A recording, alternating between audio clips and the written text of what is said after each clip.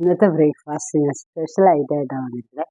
നോക്കൂ, റാഗി ഗീ റോസ്റ്റ്, റാഗി മസാല ദോശ. അതേ മസാല കേട്ടോ, സാധാരണ മസാല, ഉരുളക്കിഴങ്ങ് സബോളയൊക്കെ ഇട്ടുള്ള മസാല, ഉരുളക്കിഴങ്ങ് ഇട്ടുള്ള മസാല ദോശ. രണ്ട് ഐറ്റംസ് ടേസ്റ്റ് ചെയ്യും.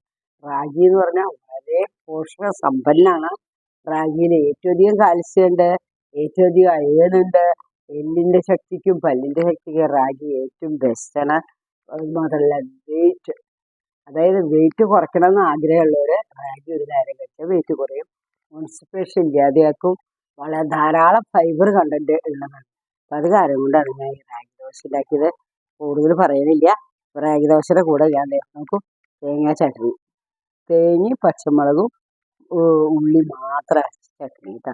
ഇതിപ്പോൾ നെയ് റോസ്റ്റ് നോക്കട്ടെ കേട്ടോ, എങ്ങനെയുണ്ട് ടേസ്റ്റ് എന്ന് പറയുന്നത്. സാമ്പാർ, ചായ.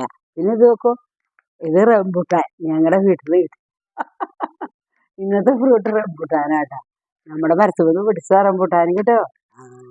ഇത്ര കിട്ടിയുള്ളൂ കേട്ടോ, ഇനി ഉണ്ടാവും. കഴിഞ്ഞേട്ടാ, നല്ല സ്വാദ്, ഭയങ്കര ടേസ്റ്റ്. റാഗി ദോശ ഞാൻ അതാ നോക്കണേ. റാഗി ദോശ വളരെ സ്വാദ്. എല്ലാവരും ഒന്ന് ട്രൈ ചെയ്യൂ.